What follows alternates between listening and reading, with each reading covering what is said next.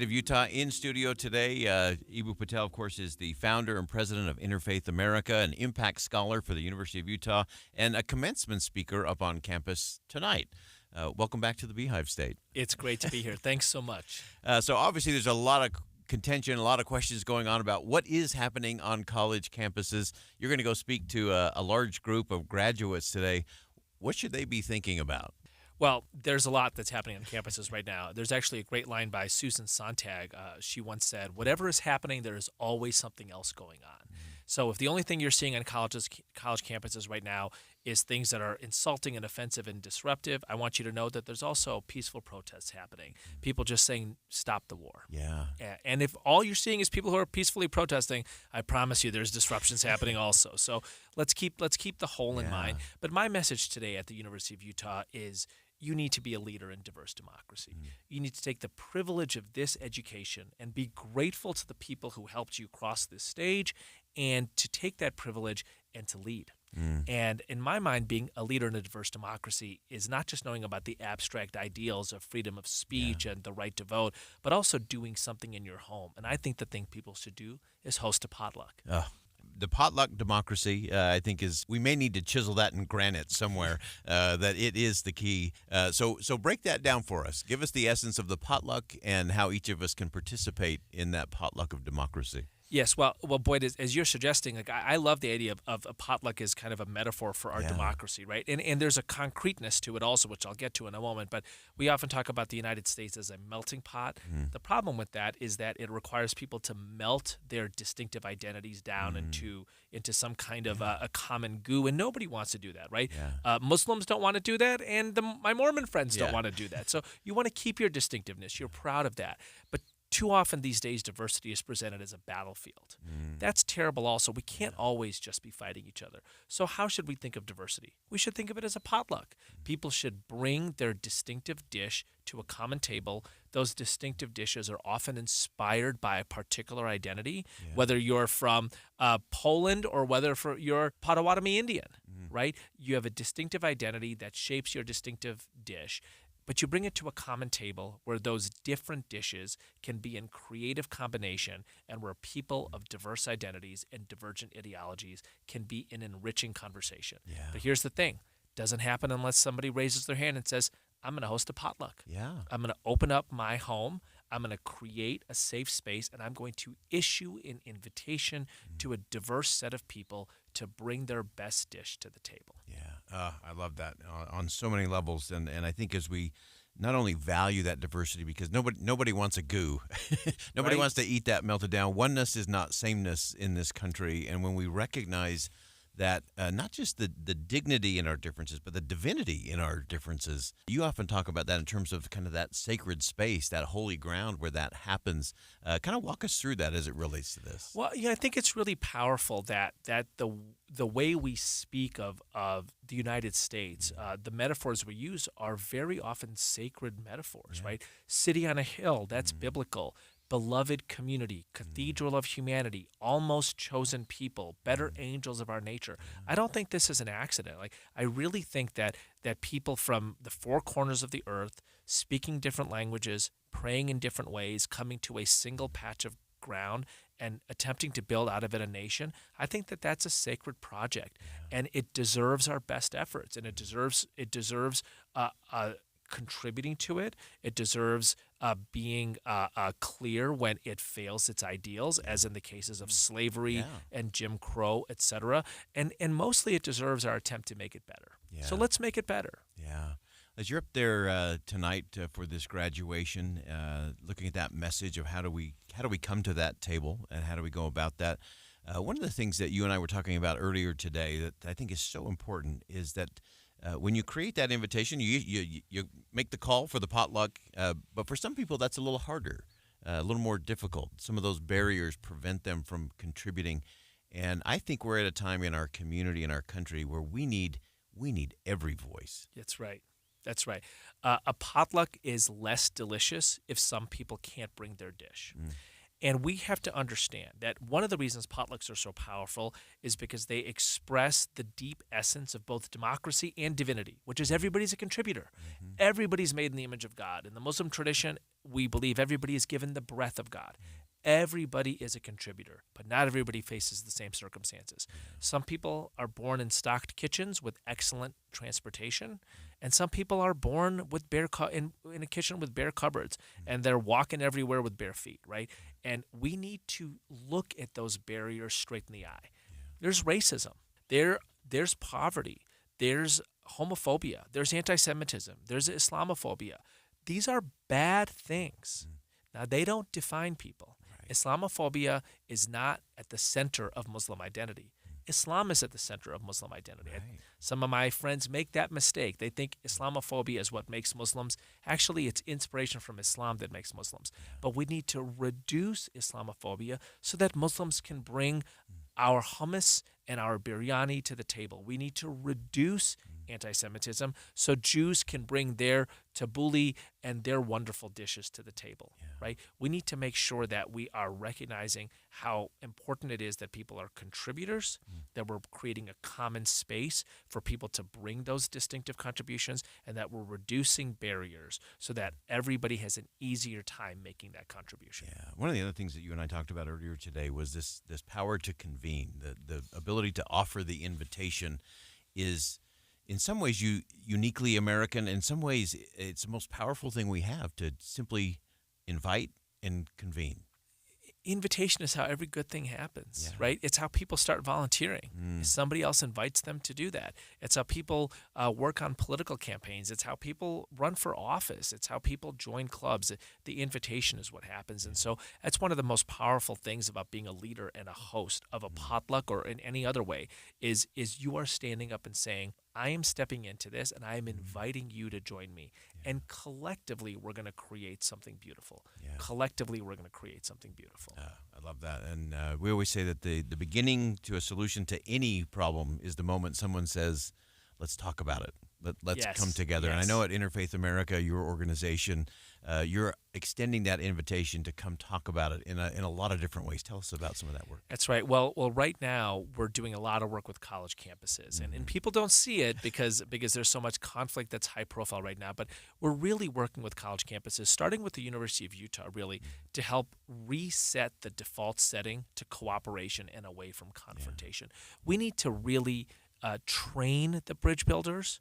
And we need to celebrate the peacemakers. We need to say that what we excel at in a diverse democracy is building bridges across disagreements. And that's a skill. And it takes knowledge and it takes training. And that's what we should be focused on our college campuses and beyond, is helping people build the bridges of understanding and cooperation. And that's the work that we do at Interfaith Youth Corps, everywhere from presidents of universities right down to entering first-year students. Oh, fantastic. Well, everyone is looking forward to your address tonight, part of commencement up at the University of Utah. Ibu Patel, vital voice in our country and in our community. You've been a big blessing to us through your writing through Deseret News and Deseret.com. We always love having you on the show, and I think you're again, one of those vital voices in the country that's going to call us all to the table so we can have a little better potluck and a much better democracy. Thanks for joining us today. Thank you, Boyd. Lots to think about, lots to unpack there as we listen to Ibu Patel and all of these conversations that should be happening on campus. What we celebrate actually matters, and I think we tend to focus on those that are doing the things that are unlawful as opposed to the peaceful protesters or those who are showing dignity across their differences, who are having a higher level conversation. There's a lot of things that I hope our graduates from every university, from every college, from every high school this year recognize, and that is if they can stay curious and humble, if they can engage in civic conversations, then we're all going to get to that creative combination where we actually form a more perfect union. We'll be right back.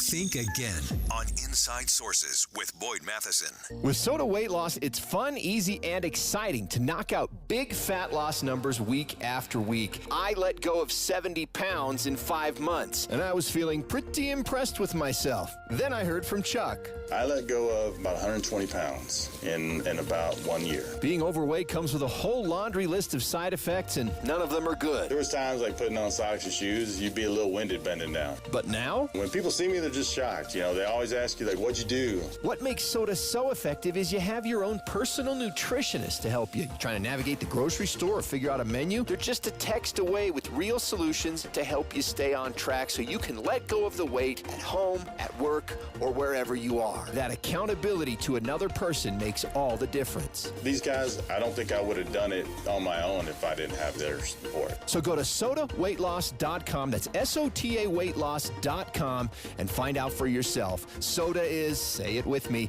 state of the art. Get the news There were crackdowns on protests on college campuses around the country overnight. and a deeper understanding of the news. Where I think it crosses the line, all of a sudden you're in my face. Give us a call and your best argument. Tim and Amanda catch you up first thing in the morning. Then join Dave and Debbie and Boyd Matheson for conversation about the news middays. And Jeff Caplan has the latest developments on your drive home. For news and talk, we have you covered on KSL News Radio. More than 80 million of Utah's education tax dollars up for grabs. And a lot of opportunity for a lot of students, a lot of families. Much of it going to families who homeschool. I think public schools would be a better place to spend that money. So where could that money go? Things like martial arts and dance studios. There's no restrictions on the money. Tonight, I'll get to work to Follow the money. behind Utah's homeschool surge. See who gets it. On KSL News at 10. The life of a small business owner. Keeping the lights on, calling all the shots. And then there's workplace accidents. 500-degree ovens, rusty nails. Danger lurks around every corner. Workplace accidents can happen, but there is an easy way to keep your employees covered. Talk to your agent about workers' comp coverage from Pi, or go to piinsurance.com and get a quote. Safety first, then Pi Insurance. Individual rates, offerings, and savings may vary, subject to policy terms and conditions. Not available in all states and situations. A fiduciary has the regulatory obligation to put your best interest first. Trajan Wealth is a financial fiduciary for your investments. With Trajan Wealth, the more you make, the more we make. Our interests are aligned. Most other financial advisors are brokers held to a lesser standard and are paid an upfront commission to sell you something. Call Trajan Wealth 801-899-7600. That's 801-899-7600. Advisory services offered through Trajan Wealth LLC, an SEC registered investment advisor. The Salt Lake Chamber is Utah's voice for business. Okay, that sounds great, but what does it really mean? Well, as Utah's largest and longest standing business association, they support and champion community prosperity throughout the state. And if you're in business, well, that's a very good thing for you. Be sure to listen to the Chamber's Speaking on Business, weekdays at 7:20, 11:55, and 5:20 p.m. on KSL News Radio. Common Spirit Health. Hospitals, clinics, and caregivers all connected to advance healthcare in Colorado, Kansas, and Utah. Healthcare with human kindness is here. Hello, human kindness. With the three things you need to know this hour, I'm Dan Bomas. First, the name of a police officer who died after investigating dozens of meth labs has been added now to Utah's Peace Officer Memorial. Second, a Republican candidate for governor is suing the lieutenant governor's office over its determination that his running mate is not qualified. And third, Israel and Hamas have been talking about a ceasefire in Gaza, but there's no deal yet. 58 degrees, mostly cloudy in Salt Lake City. And back to Inside Sources on KSL News Radio. Boyd Matheson divides rage from reason on Inside Sources. Welcome back to Inside Sources here on KSL News Radio. It's great to be with you today. As always, we're staying with the conversation when it comes to graduation, commencement exercises happening around the state and across the country. And while a lot of the attention on college campuses has been in the space of protest and problems, there's also a host of really important messages that are being delivered. And someone who's going to be down at Utah Valley University speaking at their commencement is someone who understands, I think, what the essence of Utah Valley is all about. I've often described the students down there as gritty, tenacious, scrappy, And Jamie Kern-Lima is co-founder of It Cosmetics, a company she ultimately sold to L'Oreal. And she's also a best-selling author, a speaker, a champion of women, a philanthropist, and probably 27 other things, all before 9 a.m. And Jamie, welcome to the show. Oh, thank you so much for having me. What a great thing to be down there with the graduates at Utah Valley University, the commencement ceremony happening. And give us a sense in terms of how you're approaching this. You've been in so many big boardrooms, big national stages. Now you got a group of graduating students. What's the message for them today? Yeah, well, I'm honored to be here. It's such a special group, over 10,000 students graduating in the class at UVU. And what I am particularly excited about and just feel so blessed to be here for is over 3,000 of them are first generation students, which I was as well when I graduated college. And I'm going to talk all about, I was a Denny's waitress, and I had a lot of self-doubt, and I also had big dreams, but I didn't know how to believe that, my dreams would happen to someone like me. And I learned a lot of lessons from launching a business in my living room, eventually building it to over 1,000 employees, selling it to L'Oreal for $1.2 billion cash. And it's been quite a journey so far. And what I'm going to share is hopefully some of the lessons that maybe will save them some nights crying themselves to sleep that I've been through, and hopefully just, help them believe that, them exactly as their creator made them are fully qualified, fully capable of accomplishing the dreams on their heart, even if they've had maybe a different type of a journey than everyone else. And I know with the graduating class, the youngest is 16 today and the oldest is 71. So I am so inspired by that, and just, so grateful to be here. There's so many amazing stories there at Utah Valley University, as you mentioned, 16-year-old all the way to a 71-year-old. And I want to get to a couple of the things that you talk about a lot, and you don't give advice, you live advice. I think that's the important thing. And your whole concept of believe it, how to go from underestimated to unstoppable. And one of the things that has jumped out to me in your story, Jamie, is just that willingness as an entrepreneur to just keep going, even when it didn't look so good or feel so good. You spent 3 years, didn't take a penny out of your business. No one but an entrepreneur knows what it's like to pay the employees and then put your own paycheck back in the drawer. But describe that for us. Yeah, it was a journey of a lot of no's. I think most people who've started a business, we think, if I have a great product or a great idea, it's just going to work. And then we learn wow, it's actually a lot harder than we thought. And my journey was really years and years and years of hundreds of no's, trying to get my product into stores, and just from potential investors to retailers, just no after no after no after no. And, one of the things that I plan to share with the graduates today is, a lot of us are tempted to give up after 1 no or 5 no's or 20 no's, or we start to let other people's no's kind of turn into doubt in our own head, or doubt about our idea, or doubt about our dreams. And what I learned to do when I look back and go, how did I make it through all of that and keep going and not give up? And one of the things that I really learned to do was every time I would get still and pray and ask God, okay, why do I feel like I'm supposed to do this, but everyone is saying no? All of these people I'm so tempted to put on pedestals, I have so much respect for. Experts are saying that they don't think what I'm doing is going to work. And every time I would get still and I would pray about it, I would get this knowing, that said I'm supposed to keep going. And I think learning to trust that knowing inside of you, whether, for you it comes from God, or, I know some people have different beliefs. For me, it's definitely my faith, but trusting that knowing inside of you over all the no's that might be happening around you, I think can be the single biggest difference in stepping into the calling on your life versus, doubting yourself out of your own destiny. That's so powerful. And I think it's such an important one that, we always say every no means there's got to be a better yes somewhere else. Yes. And keeping that perspective, describe for us just a little bit, I think part of that journey for the graduates is the ups and downs. It's when things are going great, everything's great, and then it's not. And how do you ride those waves of the good times and the bad times, and sustain yourself, sustain that momentum over time? I think that's the test of any individual or any organization.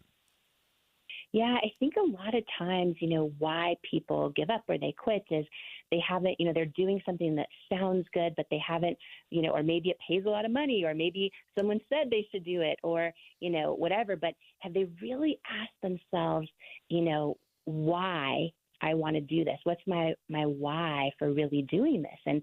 And really getting still and turning inward. We're in such a world right now where everything is outward. Everyone's posting social media selfies and everything's about, external approval. And I think it's so important on that journey, because no matter what, I don't know a single person, no matter if they're, a world-changing thought leader, someone who's moved humanity forward. I don't know a single person who's not gone through ups and downs and failures and setbacks. And I think the most important thing is, one of the most important is when we really know why we're doing what we're doing. Because a lot of people, they have a goal or a dream. It could be personal. It could be a fitness goal. It could be a goal in their career. It could be the business that they're launching or the profession they want to go in. And really thinking like, what is your why, your deep why for wanting to do what you do? And a lot of times people haven't kind of thought that through. And so when times get tough, for me, when I launched my company, I knew, I had this mission, not just to create great products, but I really wanted to shift the definition in the whole beauty industry to be a lot more inclusive, to have women of all ages and shapes and sizes and skin tones. And because my life growing up, I always kind of saw those photoshopped images of beauty, and they always made me feel like I wasn't enough. Yeah. And so I kind of had this God-sized dream to shift the whole definition of beauty and the whole beauty industry, like for every little girl who is about to start seeing those ads and start doubting herself, and every grown woman who still does. And that why was really deep for me. My why wasn't just, I want to make great products because they'll work and help people, although I certainly wanted to do that. But going deeper on, like, why do I really want this thing? Because then it's sort of this tool that you lean on when times get tough. When it's something, and I have found when it's a why that's bigger than yourself, it's so much more powerful to just have that, and it becomes a North Star in a way on your journey. And we can do that for every part of our life, even goals, or relationship goals, or the goal to end a relationship, the goal to end an unhealthy friendship. Having a real why that you can lean on is just such a great tool. So I love that.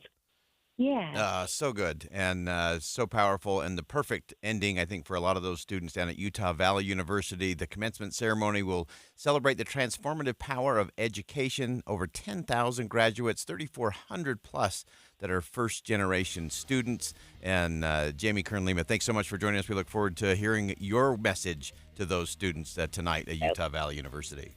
Oh my gosh. Well, thank you for having me. Everyone can join the party. They can watch it live stream. They could join us, and we're really, really, really excited. So thank you so much. All right. Awesome. Jamie Kern-Lima, another commencement speaker tonight at Utah Valley University. More Inside Sources coming up next.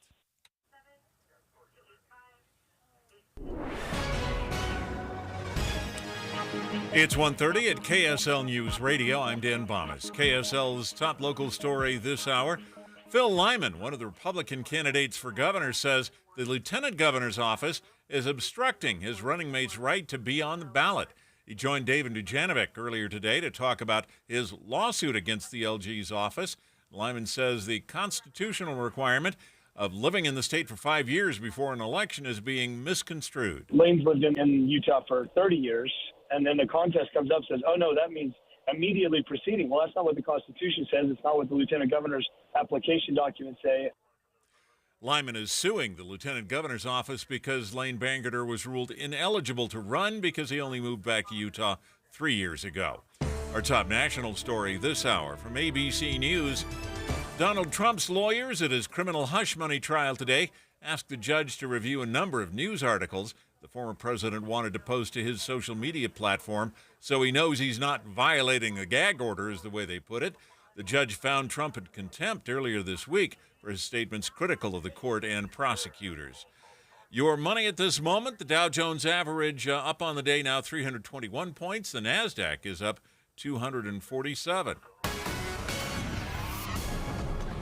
And it looks like things will stay cool for the next couple of days and a storm coming in this weekend. KSL News Time, 1:31.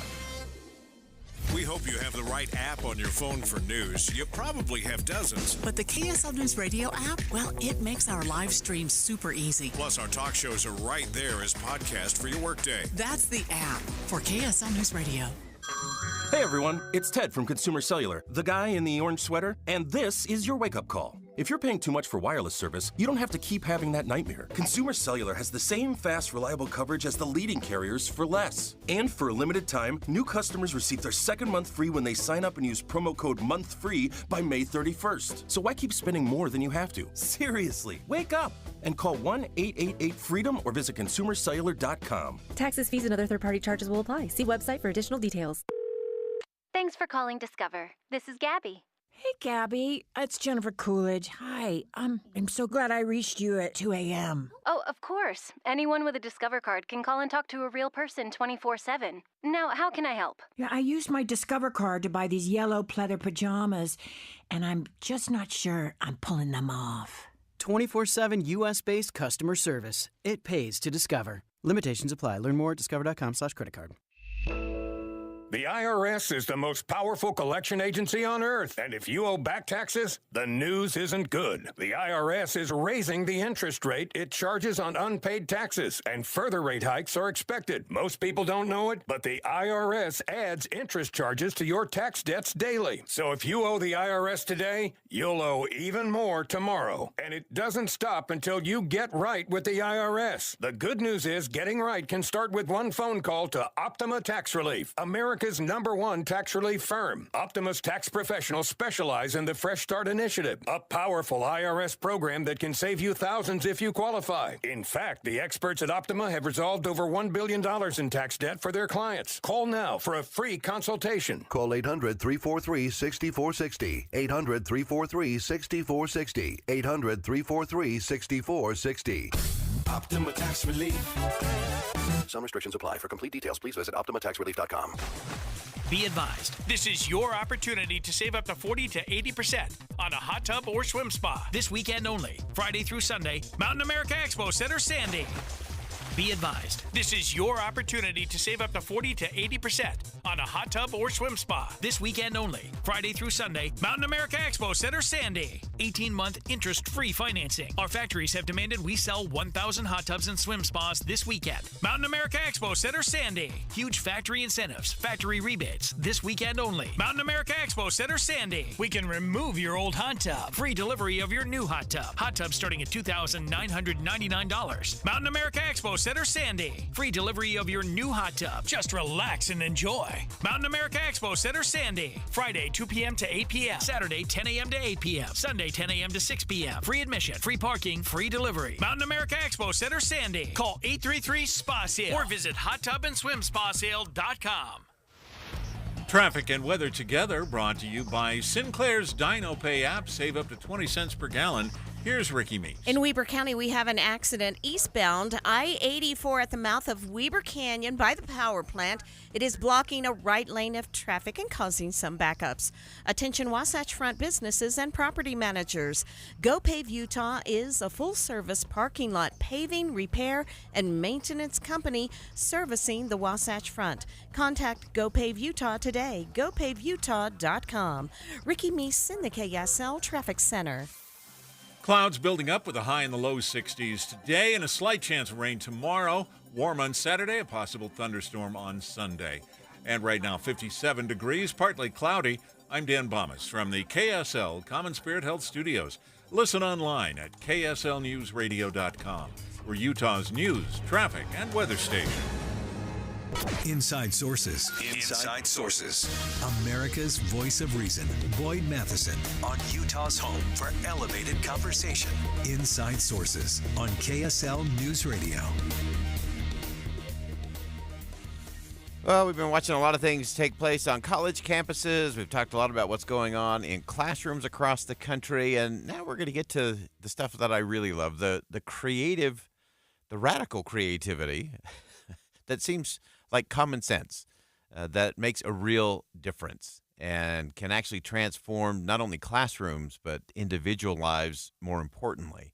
Really thrilled to have joining us on the program today Joanna Slater, a national correspondent for the Washington Post. She focuses on the Northeast. She's also an award-winning foreign correspondent. Her career includes assignments in the United States, Europe, and Asia, and has just a fantastic piece in the Post. You need to check it out. It's about a Connecticut middle school that is hitting some of the battles our young people are facing in a way that is making a real difference. And Joanna, welcome to the show. Thank you so much. And let's start with where you began your piece with some of that, we call it within the parentheses of a crazy idea. Raymond Dolphin, assistant principal at a middle school in Connecticut. Tell us the story. Sure. So Ray Dolphin has been assistant principal of this middle school near Hartford for 2 years. It's got more than 800 students. It's a big school. And one of the main challenges he saw students facing was their inability to get away from their cell phones, despite the fact that there was a school rule against it. Most schools in the U.S., 3/4 of schools in the U.S. have rules preventing cell phone use in class.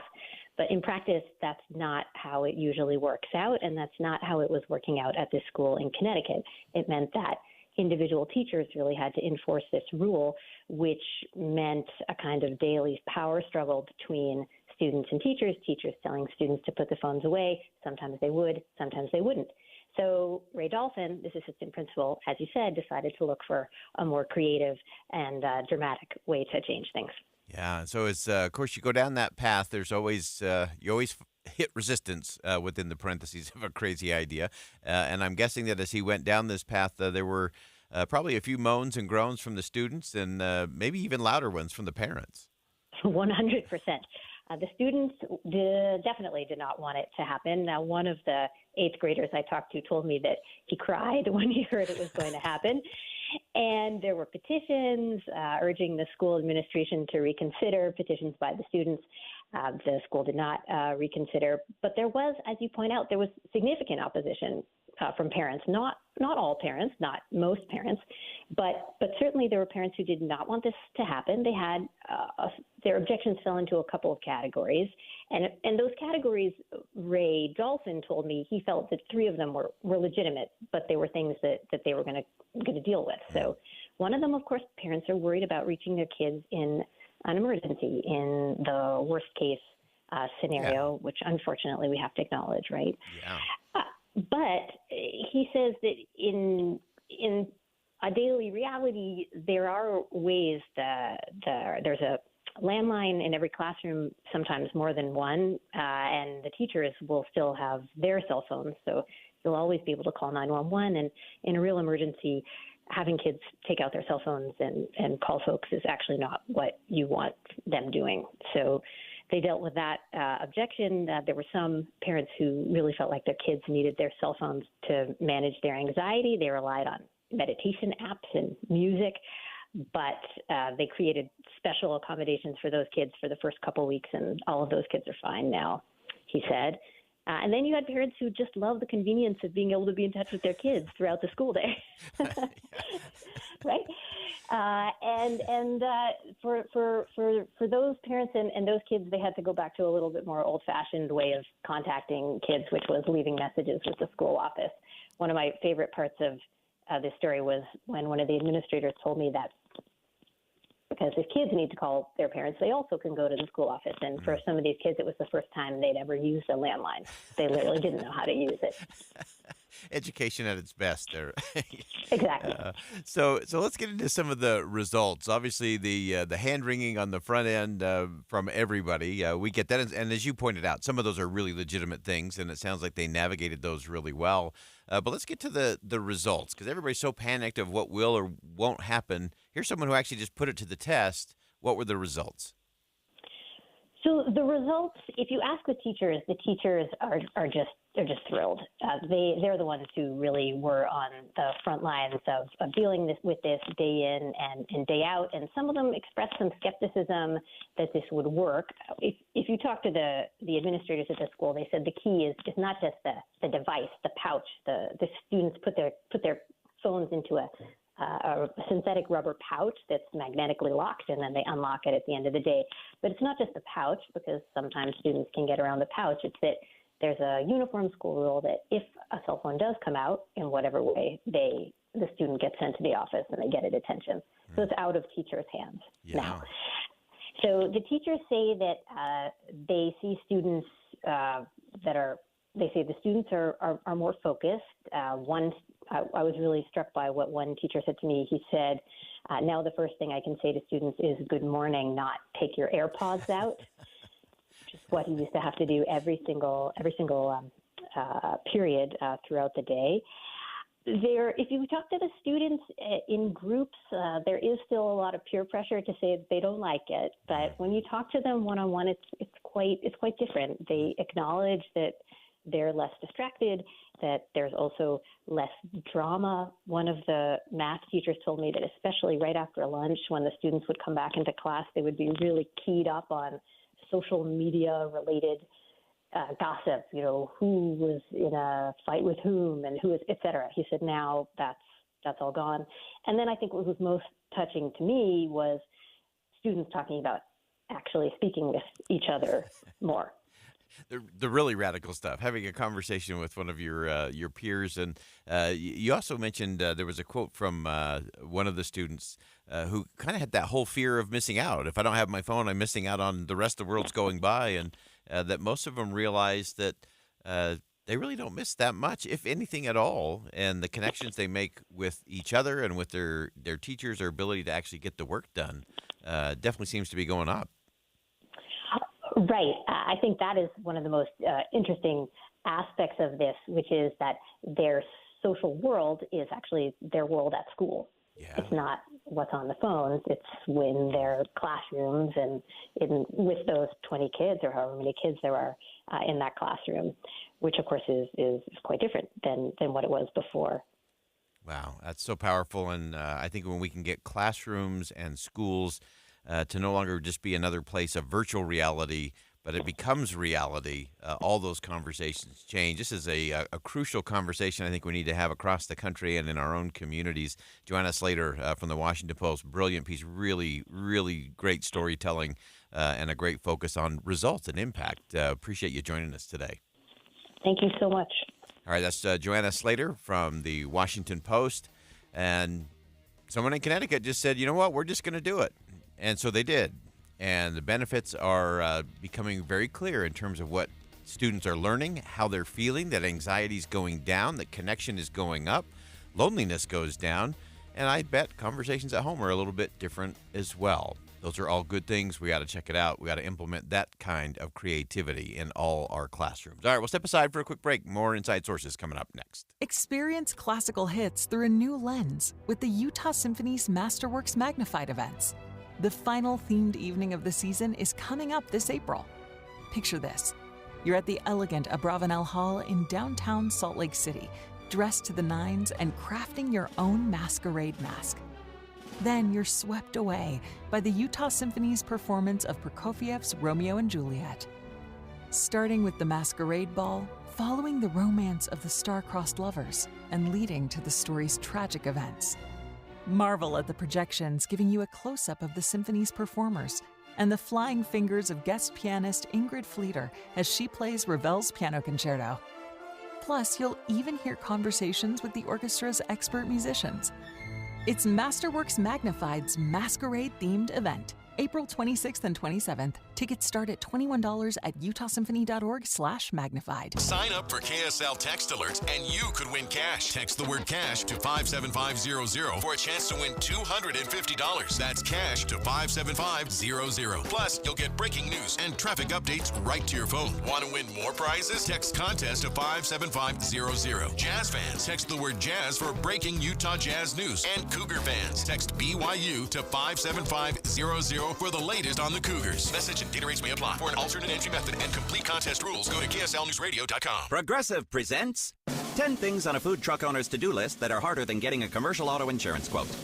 Stocking the fridge, prepping the stations, finding employees that get along well, finding employees that actually do their job. Looking at you, Gary. Balancing the books, balancing the flavors, having a fresh menu and fresh produce and fresh meat, but never a fresh mouth.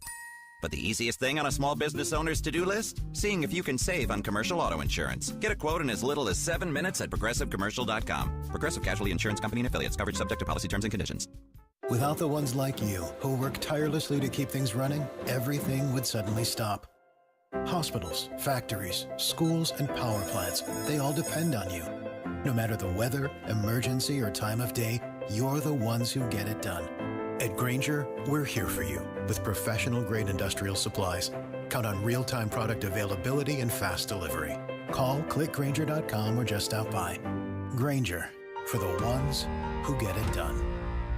When it comes to your electrical system, do you know the warning signs to look for? What's up, everybody? I'm Mike Wilson with Any Hour Services, and it's okay if you don't know, but here are a few things that you might not even realize could be a sign of a bigger problem. Wall plates that are hot to the touch, discoloration around switches or outlets, if you hear crackling or popping or buzzing around switches or outlets, a breaker that trips a lot, switches that feel loose when you operate them, if your lights dim or flicker when a major appliance comes on, if your plugs fall out of the wall easily. You know, you're not supposed to have to bend the prongs out on a plug just to get it to stay in the wall. If you notice any of these things, you should consider having a licensed electrician check your system out. If you don't know anyone, Any Hour Services has put together a radio-only special for any homeowners listening. One of our licensed electricians will perform a comprehensive electrical inspection and give you a full written report for only $29. But you have to mention this ad when you call. To schedule your comprehensive electrical inspection by a licensed electrician for only $29, call Any Hour Services at 801-443-7300. That's 801-443-7300. Any Hour Services.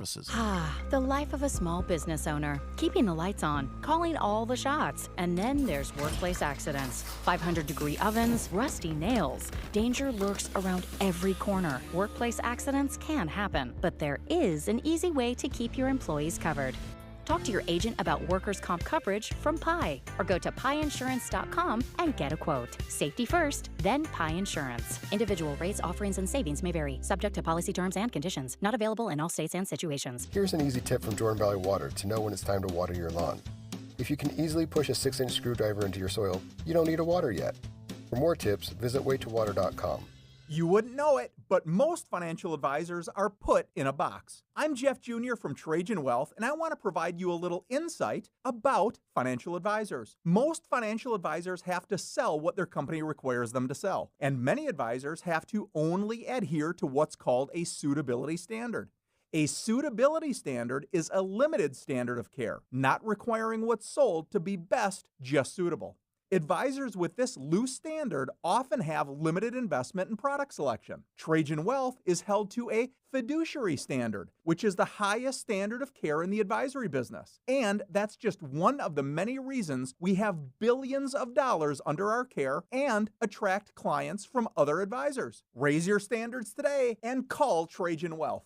Call 801-899-7600. That's 801-899-7600. Advisory services offered through Trajan Wealth, LLC, an SEC-registered investment advisor. With the three things you need to know this hour, I'm Dan Bomas. First, a Republican candidate for governor is suing the lieutenant governor's office over a ruling that his running mate is not qualified. Second, people in Moab are at odds over a proposed luxury resort next to the Colorado River. Third, Donald Trump's lawyers asking the judge in his hush money trial to review some of the articles he was planning to post to social media, apparently in an attempt to avoid further sanctions for contempt of court. 61 degrees, partly cloudy in Salt Lake City. Back to Inside Sources on KSL News Radio. Boyd Matheson divides rage from reason on Inside Sources. Welcome back to Inside Sources on KSL News Radio. It's great to be with you today, as always. I am Boyd Matheson, and as we do divide the rage from the reason, one place where rage often lives and often drives is fundraising. The game of political fundraising continues to change. Of course, it's being driven in large part by clicks and clickbait kinds of things for those online donors across the country. We want to get underneath the headlines of that. I think we all get that in our email box or in a text message. as campaigns are trying to drive and gain cash going into primaries and general election season. Jessica Piper is a reporter at Politico, and with some of her colleagues did a real interesting deep dive into online donations and what it's doing to fuel this particular election cycle. And Jessica, welcome back to the show. Thank you for having me. All right, so let's start with just the where are we as it relates to online donations. Obviously, it's changed the game from the old school days where it was always press the flesh, in person, backroom handshake kind of stuff. Tell us where we are now. Yeah, absolutely. You know, obviously 20 years ago, you know, political giving looked a lot different. People were writing checks at actual fundraisers. And obviously, you know, some of that still happens. But over the last two election cycles, we've seen online fundraising just absolutely take off. And what we've seen so far in the 2024 cycle is, you know, a little bit more stability in terms of online fundraising. You know, we were in a place a few years ago where, you know, numbers were doubling every cycle in terms of the number of donors and the amount of money. And now things seem to have leveled off a little bit. Sort of fundraising totals this cycle are fairly similar to last cycle. So we might be at a little more of a static point in that. And what we're seeing is, you know, millions of donors are giving online to you know, congressional campaigns, also presidential campaigns, and other groups too. And they're sending, you know, hundreds of millions of dollars every quarter. So it's a massive force now. Yeah, one of the things that you pointed out in your piece that I think is so important, it used to be that we would always say all politics is local and everything was local. One of the things that you noted, and I'd love for you to unpack it for us a little bit, is with this all of this online donation going on and these drives, these campaigns through social media and through email and all of those things, it's really turned a lot of that to almost everything is national now as opposed to local. Yeah, that's right. You know, the campaigns that raise the most money are doing it because they're fundraising in a very national way. Like ultimately, you know, our analysis looked at members of Congress and their challengers, you know, Senate campaigns, House campaigns. And what we found was that, you know, the candidates raising the most money were always, in most cases, a couple exceptions with California candidates, but they were getting more money from out of state than in state. And you know, that's by design, right? Candidates recognize that they need a lot of money to fund their campaigns. They have competitive elections and they want to have the most resources available. And to do that, they have to fundraise from people who are not from their state or district. And what we see with that is that a lot of the messaging around this fundraising as well is driven by these kind of out-of-state issues, these kind of national issues. So, for example, on the Democratic side, like, you know, almost every Democratic candidate sends a lot of fundraising emails about abortion because that's an issue that really drives Democratic donors, you know, regardless of whether or not it's maybe a especially salient issue in the particular race. Whereas on the Republican side, you know, we see a lot of fundraising from congressional candidates that's about defending Donald Trump, you know, because Donald Trump is a force that really drives Republican donors, even though, like, you know, in an individual congressional race, like there might not be a lot that a particular candidate can do to actually defend Donald Trump in that particular race. So we really see these issues are driving the fundraising messaging and they're energizing donors. And yeah, a lot of money is going across state lines, particularly for the candidates that are raising the most money. And as you look at that, it seems to me that this kind of fundraising does tend to play into what we're seeing everywhere, and that is kind of the performative politics, as you mentioned, whether it's going to Donald Trump's defense or it's a ruling by the Supreme Court. It's sort of the old, I always call it the shampoo bottle model of lather, rinse, repeat. You lather people up, you get them angry, frustrated, filled with angst. You let them rinse that off with a nice $20 or $50 contribution, and then you repeat. And it seems that part of this is just conditioning us to respond inappropriately to really negative base emotions in a lot of these campaigns. And as you pointed out, and I would be curious in your research and your dive on all of this, do we find that we are moving in the fundraising to everything is urgent? You talked about fundraising deadlines being a big driver. What else is driving it? What else seems to be working in terms of these, whether it's cross-party state lines or right in the state? Yeah, I think, you know, we see it's interesting because we see in terms of like the fundraising appeals candidates are sending, yeah, there's always a sense of urgency. There's always mentioning topics that are are likely to rile, prospective donors up and get them to hand over the money. One thing that I love doing with this analysis is I love looking at, you can actually see with online donations, like the number of donations that a candidate got in a given day. And so you can look at that for every day and see, when was there a particular spike. And what we do see is that you can, with a lot of candidates, then you can okay, there's a spike. So we go back and we try to figure out what happened that day, right? And you see that candidates really do have their fundraising driven by moments that are about a lot more than just, sending emails. So, they might say every email is urgent, but donors really tune in when there's something more happening. So a great example of this, I think, from the first quarter was Representative James Comer of Kentucky, who had by far his best fundraising day of the quarter in early January. And it was where he had come out very strong against Hunter Biden and the conflict with the House Oversight Committee. And he had come out with a statement and a threats of subpoena, and while there was that ongoing conflict, and that also led to a flood of donations to his campaign because, Republicans saw him standing up in this way, and they really liked that. Yeah.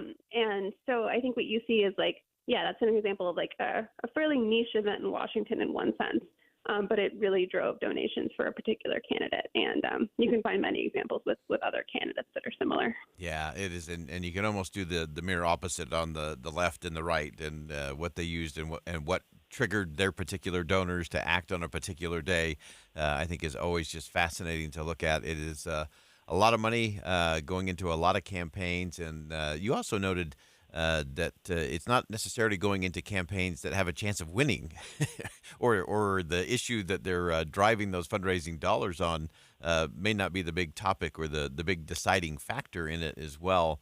And anyway, there's a ton of things in here. You need to check out her piece at the Washington Post, and just a really great, excuse me, I said Washington Post, Politico. I apologize, Jessica. I don't want to get you fired in this process. So Jessica Piper is a reporter at Politico. And Jessica, thanks for joining us today.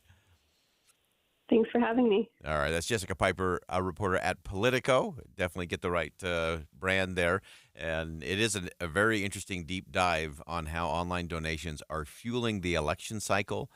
And I have email that I get from both the Democrats and the Republicans across the country, and I can tell when something happens because my email box lights up.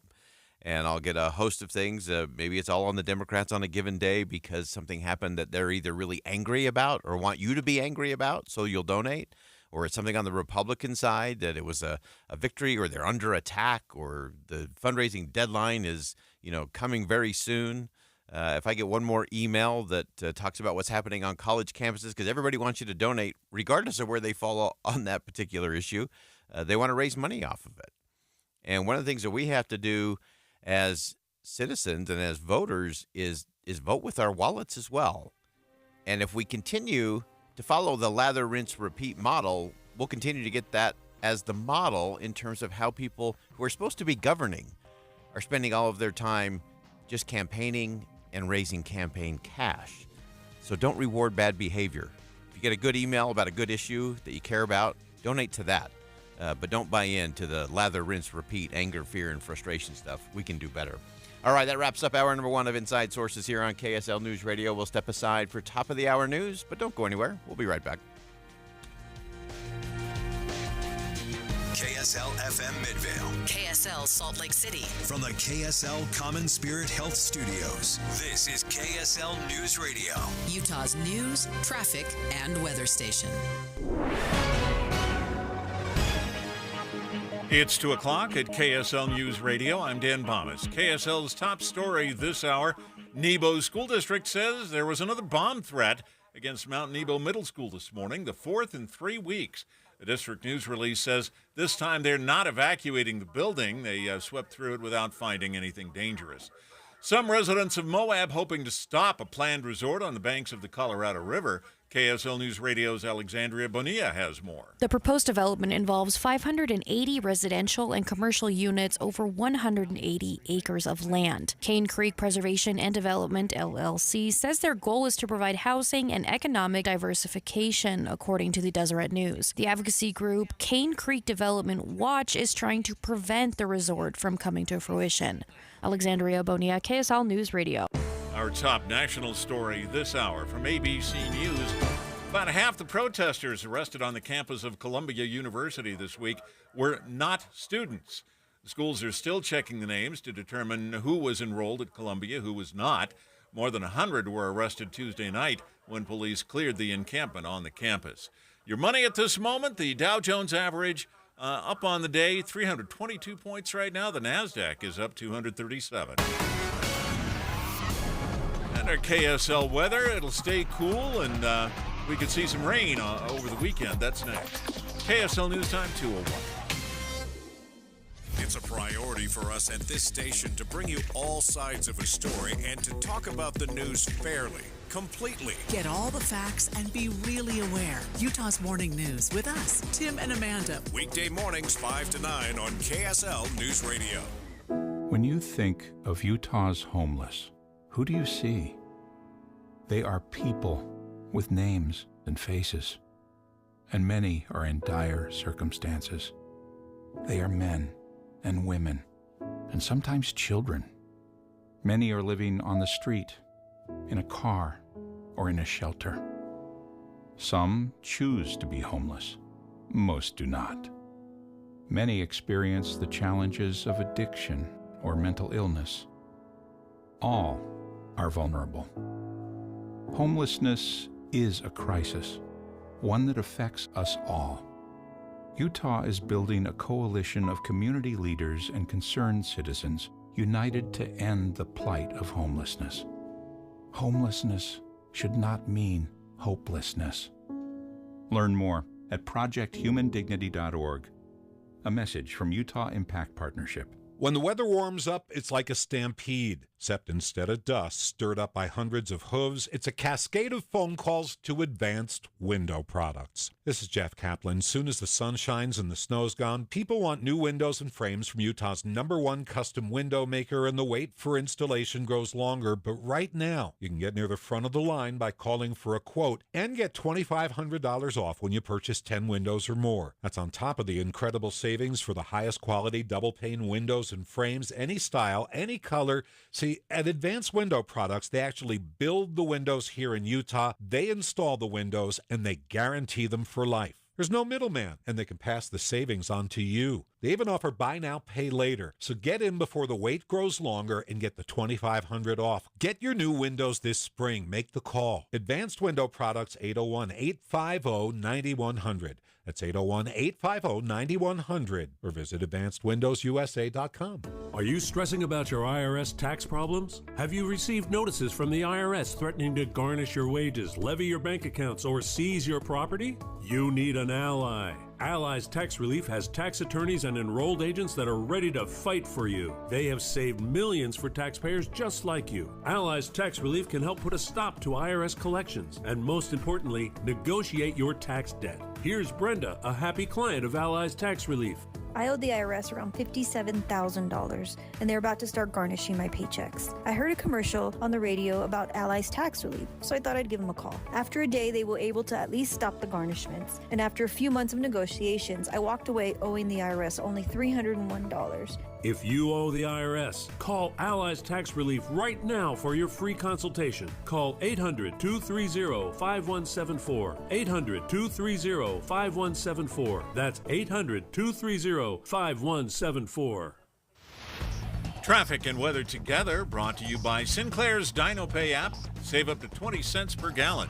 Here's Ricky Meese. We've had a two-vehicle crash. It had been blocking traffic at California Avenue and Swanner Road. That's about 2200 West End for downtown drivers. An accident with possible injuries, State Street and 300 East. Rekindle adventure in a place everyone connects with nature. Cedar City, Bryan Head. Shopping, dining, museums, spring skiing, tubing, hiking, biking, disc golf, and much more. Level up your adventure. Visit cedarcity.com. Ricky Meese in the KSL Traffic Center. Clouds will build up with a high in the low 60s today. Slight chance of rain tomorrow. Warm on Saturday, and then a possible thunderstorm on Sunday. Right now, we're at 59 degrees, partly cloudy skies. I'm Dan Bomas from the KSL Common Spirit Health Studios. Listen online at kslnewsradio.com. We're Utah's news, traffic, and weather station. Inside Sources. Inside Sources. America's voice of reason. Boyd Matheson on Utah's home for elevated conversation. Inside Sources on KSL News Radio. Well, the headlines over the last several months, one that we've been following anyway, has been the exodus of members of Congress from both the political left and the political right who are done, who are not running for re-election this year. And that's an interesting headline. But what if we could get underneath that headline and maybe even do a little exit interview? What would we learn? And could it help us actually change the direction and the effectiveness of Congress? Let's begin. Think you know the news of the day? Think again with Boyd Matheson on KSL News Radio. This is a great Think Again moment, and we're actually going to do this for the next two segments of the program as we have an opportunity to speak with Amanda Sue, who's a reporter for the opinion video section of the New York Times as a member of the 2023-2024 class of Times Fellows. And they did just that, exit interviews with departing lawmakers. And Amanda, welcome to the show. Hi, thanks for having me. So this is this was fantastic. When we saw this pop up, we're like, oh, we have to talk about this. This is I'm a firm believer in exit interviews, regardless of the institution or organization. And so, first, kind of give us the backstory. How did you get onto this, and then we'll get into some of the things that you learned along the way. Yeah, absolutely. Well, I think like many people, we've been tracking the news that there seem to be a lot of Congress members who are retiring this year. Since I think late last year, the New York Times newsroom had been publishing several articles announcing some of these higher profile departures, like former Speaker of the House, Kevin McCarthy, Senator Mitt Romney. And the idea came about in November when we had decided that we should strategically try to catch some of these lawmakers on their way out and ask them to give us sort of a peek behind the curtain for how Congress actually works and what it's like working there right now at this time of what seems like peak dysfunction. Yeah, and you got all kinds of great insight as you did some of these exit interviews. Let's start with just kind of a high level in terms of what some of the underlying driving forces for many of these members of Congress who are saying, "Yeah, not going to run for re-election. I'm gonna head back home."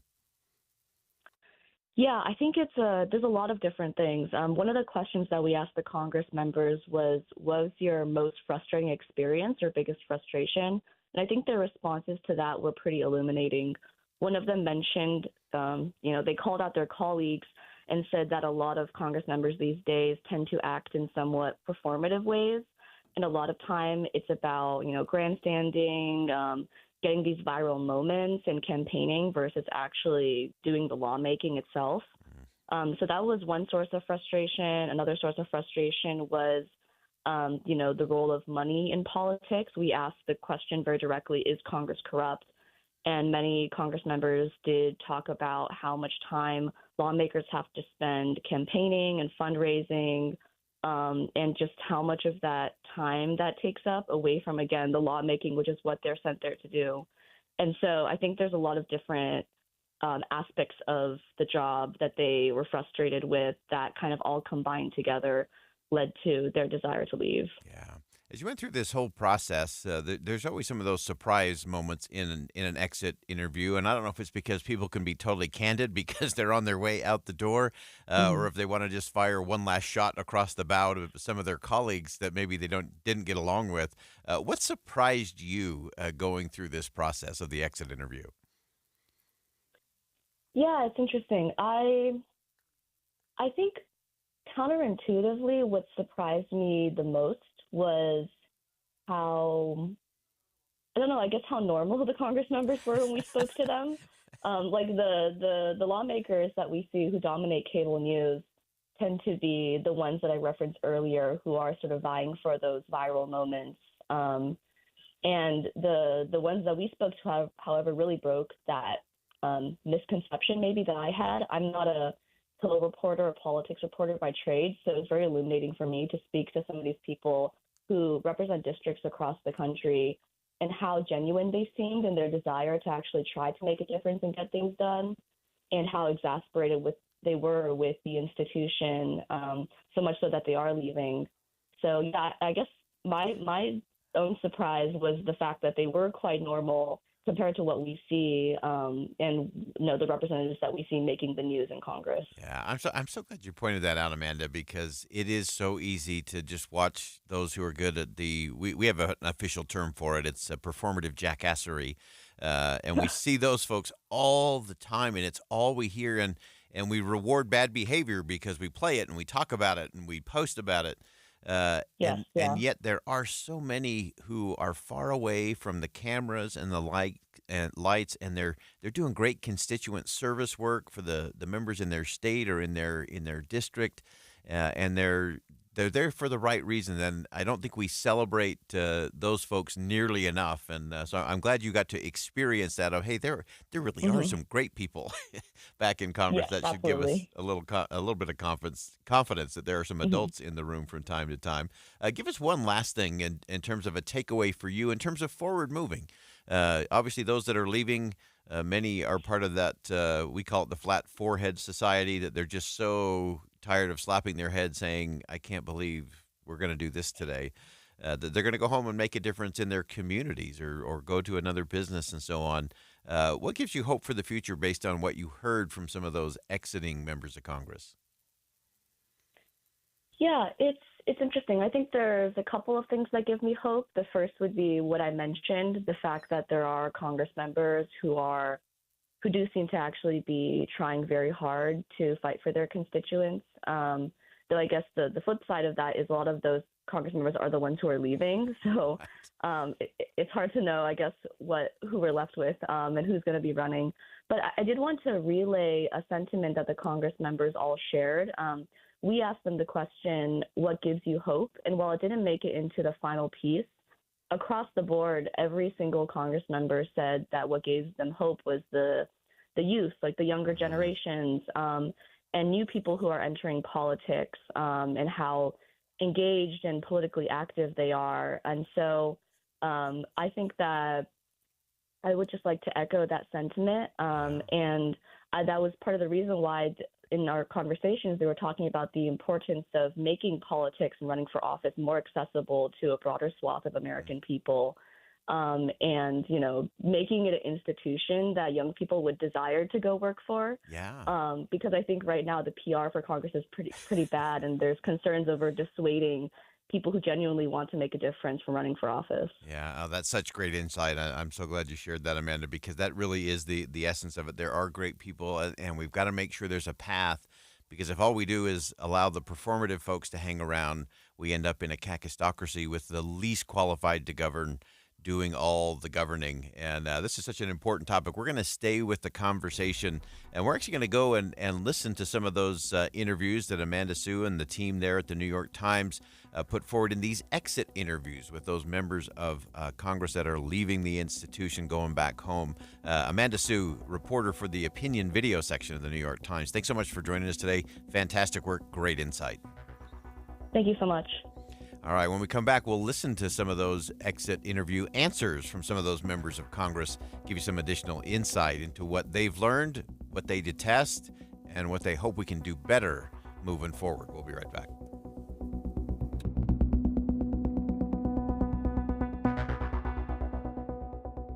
Think again on Inside Sources with Boyd Matheson. Spring is a great time to elevate the look of your home and landscape by adding beautiful flowers to the yard and patio. And pros and hobbyists alike know that the best flowers are grown by Olson's Greenhouse, right here in the mountain valleys of Utah.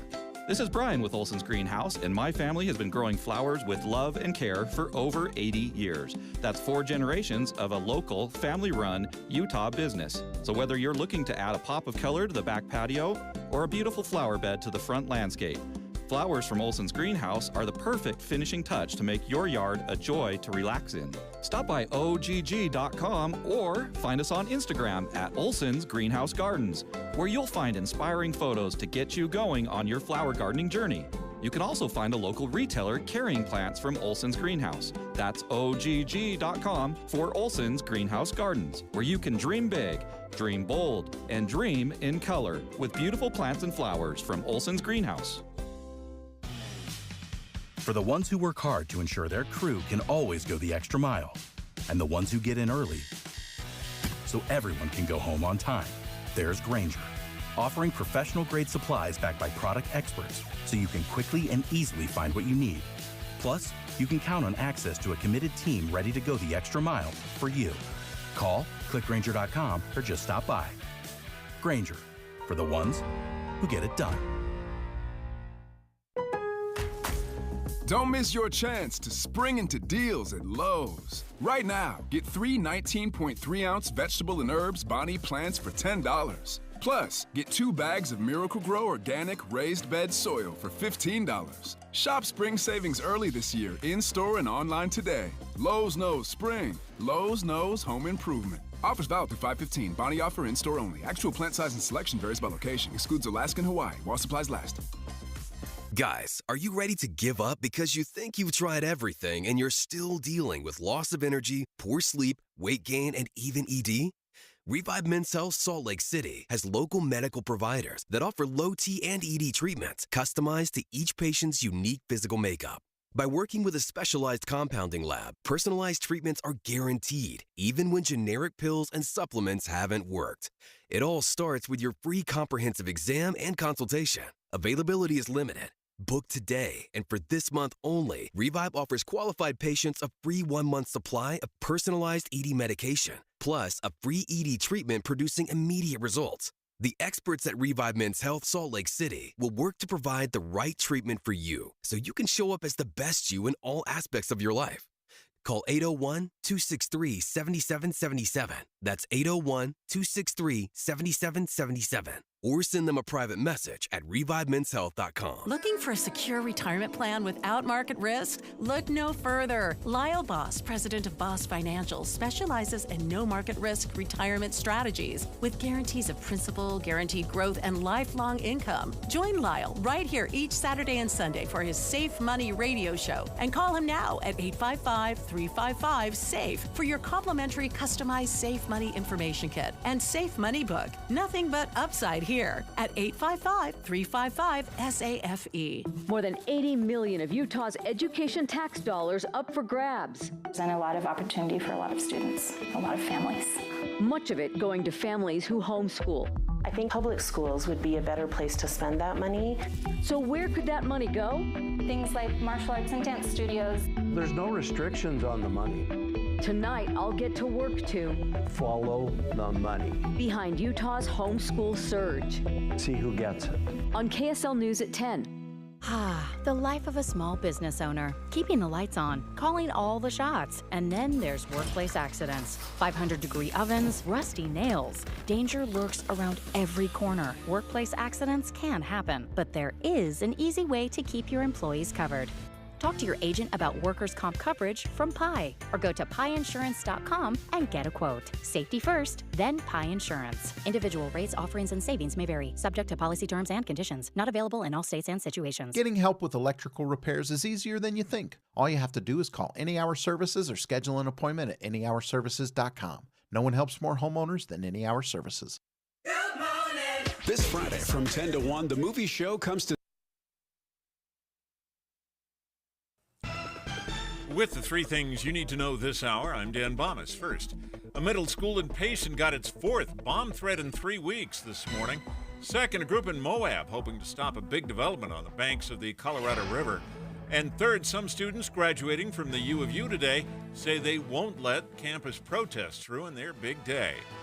60 degrees, partly cloudy in Salt Lake City.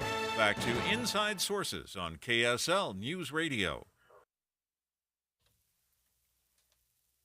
Inside Sources. Inside Sources.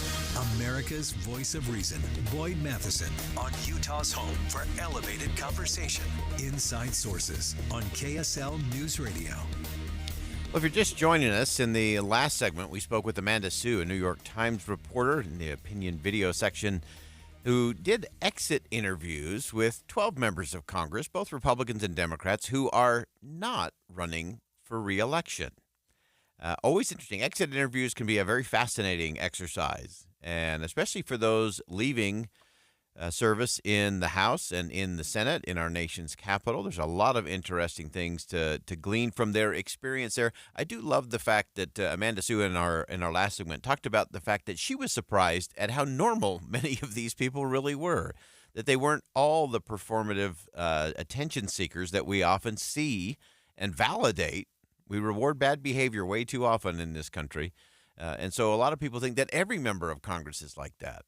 And I love the fact that in their exit interviews that Amanda Sue was able to really see, there are some really, really good people, some good humans who are there for the right reason, who are focused on good public policy, who are worried about making sure they get it right, making sure they're being careful stewards of your money, because that's what's being decided in a lot of these bills, and that ultimately whatever bills are passed are going to produce the right results for the American people. And there's a lot of members of Congress that fall into that category. And sadly, far too many of them run out of energy before they run out of opportunity. And so many of them are leaving, and we've seen a large number leaving here as we enter the 2024 election cycle, people who have said, I can make a bigger difference in my community or doing something else rather than dealing with the crazy factor of the minority of both parties in Washington, D.C. So let's get into the exit interviews. A lot of fascinating questions. So what I'm going to do is I'm going to tee up the question that the New York Times asked these departing members of Congress. And then you're going to hear just a series of voices. I won't go through each time and tell you the names of all of these members. Just know there's 12 of them. And we'll kind of bounce through kind of the highlights of some of their answers. So the first exit interview question that the New York Times asked these departing members was, describe Congress today in one word. Here's the montage. One word I'd use to describe Congress, I would say dysfunctional. Chaotic. Chaotic. It's just very challenging. Difficult. Last year when the Republicans took over the House of Representatives, they passed 27 bills, which made us the most unproductive Congress in any given year in the United States history. Dysfunctional. tense, Dysfunctional. misunderstood. The misunderstanding is that people are purposefully trying to not accomplish goals on behalf of the American people. That's just not true. Challenging. Broken. Challenging, broken, dysfunction, and a few little positives in there. A few things got done, and I think that's an important element to all of that. But it's interesting that these members that are leaving, that's what they're saying. That's how they're describing the circumstances that they've been working in during the last Congress. Next question was reflecting on their own work and contributions. Members were asked an important question. Did you make a difference during your time as a lawmaker? And these answers are really interesting, and it also shows the kind of focus and things that we often don't hear news reports about.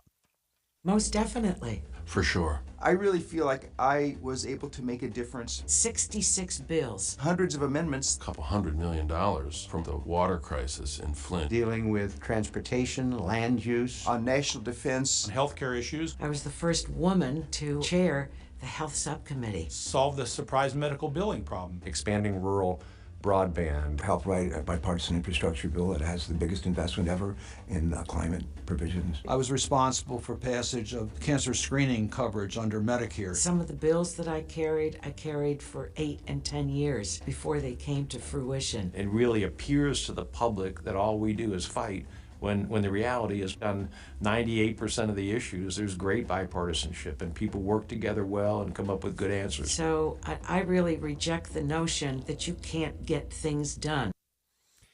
I love that. It does give you a little bit of hope to say, okay, there is work being done. We just don't report on those issues nearly enough. The bipartisan stuff is not nearly as great as everything that screams and bleeds and is great for fundraising.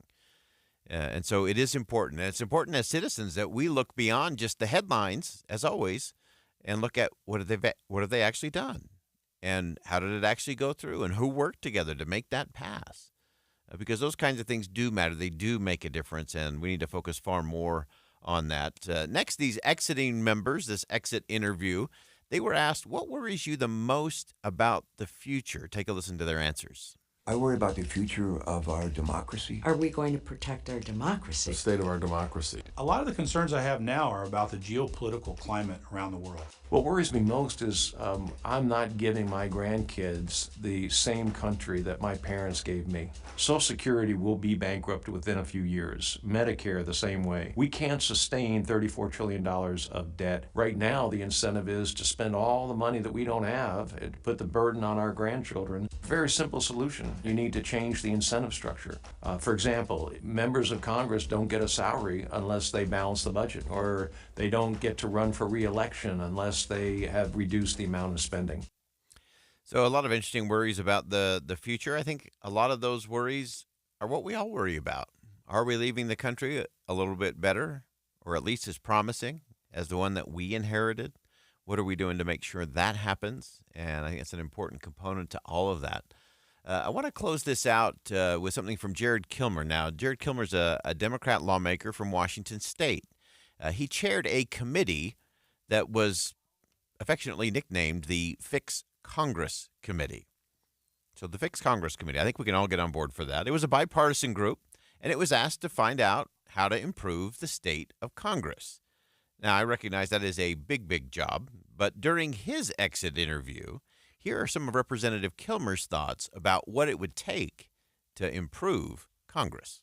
How do you have a more civil and collaborative institution? Set up time with this football coach who took over a team that had a notoriously corrosive culture, and he turned it into a winner. And I said, Coach, what do you do when you have players on the team trying to sabotage the team?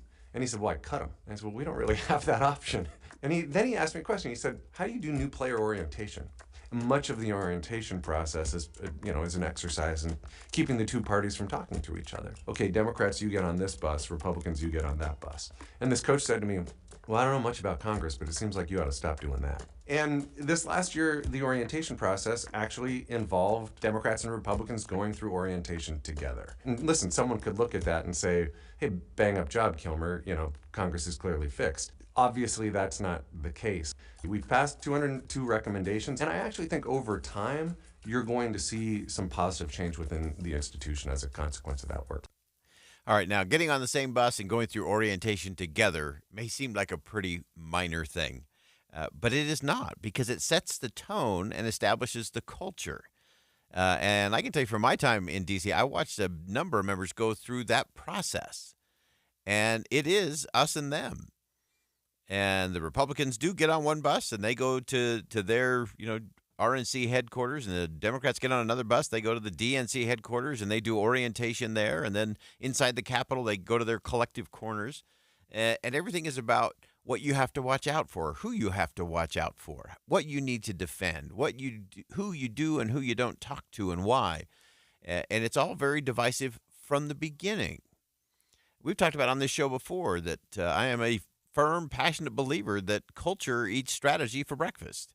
It's about culture. And if you establish the right kind of culture, which starts with orientation, Jared Kilmer, again, Democrat from Washington State, is retiring, is not running for re-election, but he was part of this Fix Congress committee, and he said this is where we should begin. Let's do orientation together. Because after all, they really are on the same team.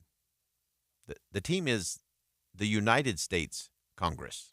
It's the United States House of Representatives. It's the United States Senate. It's not the Republican Senate. It's not the Democratic Senate. It's the United States Senate. And those are things that have to get fixed if we're going to get this thing right. Again, fantastic exit interviews. This was in the New York Times. You should check it out at thenewyorktimes.com. Amanda Sue, a reporter of the opinion video section for the New York Times, did fantastic work. Some really interesting, fascinating, even surprising comments from these members of Congress who are leaving the building because they've had enough and are going to go try to make a difference somewhere else. A lot to think about. We'll be right back. More Inside Sources coming up next.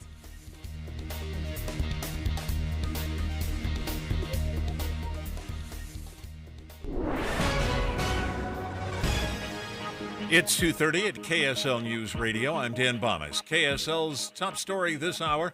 Members of Chad Daybell's family were on the witness stand today at his murder trial in Boise. His mother said Chad was like a normal grieving husband at Tammy Daybell's funeral.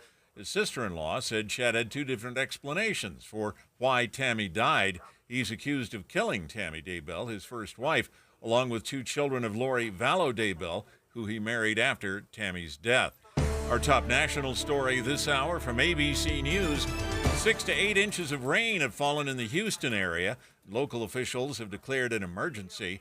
County Judge Lena Hidalgo ordered a mandatory evacuation along the east fork of the San Jacinto River. Street-side structures will have rooftop flooding. It means the water will be hitting power lines, which puts our emergency evacuation vehicles at risk because they're not going to be able to see those power lines. The river expected to rise by as much as 30 feet. Your money at this moment, the Dow Jones average closed trading today down 322, or up 322 points. The NASDAQ was up 235, the S&P 500 up 45. And our KSL weather, we're going to see some storms moving in by this weekend. That's next. KSL News Time, 2:31. This Friday from 10 to 1, the movie show comes to Sound Sleep Medical. But first, take the time to learn about a better night's rest. Sound Sleep Medical delivers oral appliance therapy that treats sleep apnea without the use of CPAP machines. They're professionally fit, warranted, and covered by most major medical insurance. End the days of a poor night's sleep. Sound Sleep Medical will help. Call Sound Sleep Medical at 801-716-8672 for details. Sound Sleep Medical. Ready to wake up in a new destination nearly every day with Norwegian Cruise Line? Book today to get 70% off second guest to Alaska, Europe, and beyond. Plus, everyone can enjoy their vacation with free unlimited open bar, free specialty dining, and more. Visit ncl.com, call your travel advisor, or 1-888-NCL-CRUISE. Offer ends soon. Norwegian Cruise Line. Ships registry the Bahamas and USA. Restrictions apply. The rest of my life gonna start today. One of the reasons that I lost 34 pounds on soda weight loss and your daughter lost 42 pounds is that we changed our relationship with food, like Aubrey. I think the accountability is the game changer for everything. With other weight loss programs, it's kind of just lose the weight, but you're probably going to gain it back because the knowledge isn't there. I feel like you're enrolling in like a school of nutrition with a whole new perspective on what food is and what it does for your body. That kind of makes the biggest difference, is it teaches people about food. Because if you don't learn how to change your relationship with food, it's going to be a problem again. Yeah, and that accountability that she's talking about is checking in with a nutritionist that you can do right from your home. Exactly. It's so easy. I did the whole thing over my cell phone. And by the way, you can have that relationship for as long as you need it in the maintenance phase after you've reached your goal weight. Find out how they can help you. Go to sotaweightloss.com, SOTA weightloss.com. Remember, it stands for state of the art. Be advised, this is your opportunity to save up to 40 to 80% on a hot tub or swim spa. This weekend only, Friday through Sunday, Mountain America Expo Center, Sandy. Be advised, this is your opportunity to save up to 40 to 80% on a hot tub or swim spa. This weekend only, Friday through Sunday, Mountain America Expo Center, Sandy. 18-month interest-free financing. Our factories have demanded we sell 1,000 hot tubs and swim spas this weekend. Mountain America Expo Center, Sandy. Huge factory incentives, factory rebates, this weekend only. Mountain America Expo Center, Sandy. We can remove your old hot tub. Free delivery of your new hot tub. Hot tub starting at $2,999. Mountain America Expo Center, Sandy. Free delivery of your new hot tub. Just relax and enjoy. Mountain America Expo Center, Sandy. Friday, 2 p.m. to 8 p.m. Saturday, 10 a.m. to 8 p.m. Sunday, 10 a.m. to 6 p.m. Free admission, free parking, free delivery. Mountain America Expo Center, Sandy. Call 833-SPA-SALE or visit hottubandSwimSpaSale.com. Here's a way to get breaking news updates anywhere you go. At the store or in a work meeting, you can get breaking news on your phone. You can quickly read it, swipe, or click for more. It's super discreet, super fast. That's the app for KSL News Radio. Traffic and weather together brought to you by Sinclair's DinoPay app. Save up to 20 cents per gallon. Here's Ricky Meese. We've had an accident southbound to I-15 after Roy. It's been moved over to the shoulder out of traffic. And scanners calling out an auto pedestrian accident with possible injuries, 5400 South Cougar Lane. That's 4800 West. Ricky Meese in the KSL Traffic Center. Clouds are building up, high in the low 60s today, and there's a slight chance of rain tomorrow. Warm on Saturday with a possible thunderstorm on Sunday. Right now, 60 degrees, partly cloudy. I'm Dan Bomitz from the KSL Common Spirit Health Studios. Listen online at kslnewsradio.com. We're Utah's news, traffic, and weather station. Inside Sources. Inside Sources. America's voice of reason. Boyd Matheson on Utah's home for elevated conversation. Inside Sources on KSL News Radio. Welcome back to Inside Sources. Of course, we always say we should declare our independence, but what happens to the political parties when everybody, or the vast majority of people, decide, I think I'm going to be an independent. I'm not going to be a Republican or a Democrat. I'm going to be an independent. With the three things you need to know this hour, I'm Dan Bomitz. First, members of Chad Daybell. With the three things you need to know this hour, A little hostile takeover of the board. So that's what happens when someone declares their independence on the board. We're going to dive into this whole issue and what it means for the political parties as more independence is declared by actual voters. Jared Alpers, the political director at Good Party, an organization aiding independent political candidates in their efforts. And Jared, welcome to the show. Hey, Boyd. Nice to be with you. You had a great piece at The Hill, thehill.com, talking about this movement towards more independent voters. Give us kind of the lay of the land. Give us the numbers. What is it looking like out there? You know, I think a lot of folks are looking this political season and are looking around wondering what has happened to the state of our country. I think for the first time, though, there are a lot of folks who are aligning and are seeing, especially at the top of the ticket, but also just at the landscape generally, dissatisfaction at not any one particular person or party, but at the whole state of our politics in this country. And it's a problem that's been created by a really stale, tribal, chaotic, and in many instances and increasingly corrupted political system. And the impact that it has had is that people are broadly disaffiliating and increasingly looking for alternatives to those two parties. I see numbers every day that are holding steady at 60+% of the country. Look at both parties or look at the parties unfavorably. 63% are dissatisfied with the choices that they're being forced to make if they're participating at all in our political system each year. And only 4% of voters polled in a really comprehensive Pew study that was done at the end of last year are looking at our political system and saying that the system is working well, which means almost 95% of the country is losing faith in our institutions. Yeah, and I think that's a worrisome thing. I think it because it's also fraying the fabric of society as we lose trust in leaders, we lose trust in institutions of government, we lose that civil society, and we lose trust in each other as neighbors and friends. And I think that downstream ripple is really worrisome. As you look at how it's playing out in the politics, you mentioned kind of the binary choice that nobody's happy about, especially at the top of the tickets this year in 2024.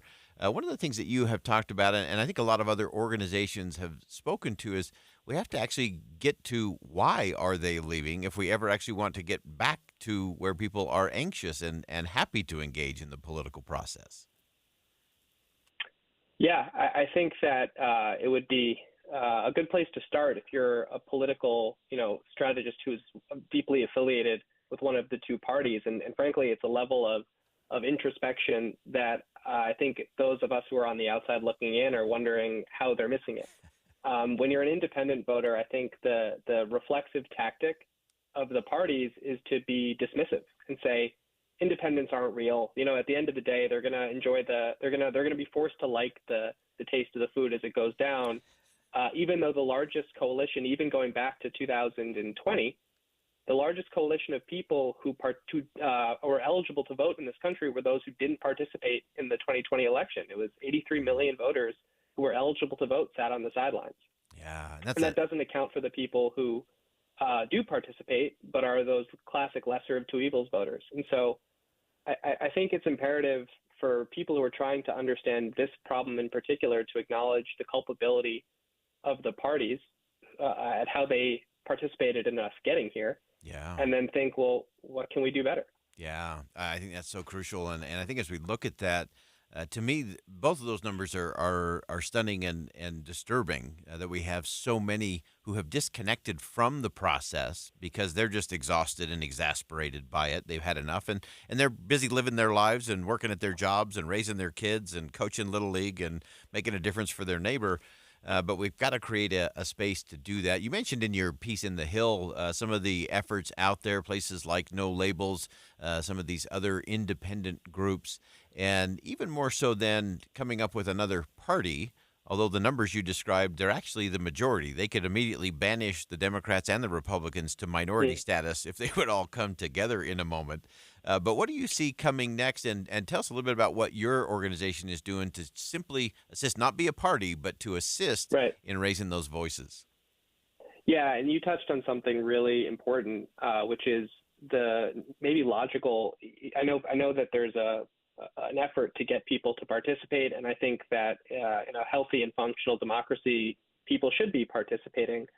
But one of the direct consequences of forcing people to make unfavorable decisions cycle after cycle is that folks become rationally apathetic. That's a term that we throw around at Good Party a lot, and it means people are very reasonably disconnecting because they're tired and burnt out from having to participate in a system that they have no faith in delivering the results to the problems that they see. Yeah. And so my organization, Good Party, is really focused not on building and scaling an alternative political party. So we're friends with those who are doing it, whether it's the Forward Party or we work with the Libertarians, the Greens, No Labels, when they were really trying to build and scale their effort. We have nothing but warm feelings for people who are trying to introduce competition at all levels of government into our political system. Our focus in particular is to offer the infrastructure that the parties have spent decades investing in to be able to produce competitive candidates, and especially down ballot. Yeah. For us, we're focused on helping recruit, train, elect, and support candidates who are looking at these two parties and saying, my only option is to sort of bite the bullet and pick a party that is the least sort of offensive to my personal, or maybe the most closely aligned to my personal politics, or not run at all because independents don't win. And for us, we're trying to change that narrative by producing technology that can help them run competitive campaigns that are built on the professional best practices that the parties have adopted, and help them run competitive campaigns to hopefully give communities across the country, and especially in races like city council or school board or county elections, the opportunity to vote for something that is not, a dyed-in-the-wool Democrat or Republican anymore. Great perspective. This is a really important effort. You can check it out at Good Party. Jared Alper, political director at Good Party. This is an organization, independent, helping those independent voices have some of those resources to compete in the marketplace of ideas, which can get us out of those lesser of two evil choices and get to a better solution. Jared, thanks so much for joining us today. Thanks for having me, Boyd. All right, that's Jared Alper, political director at Good Party.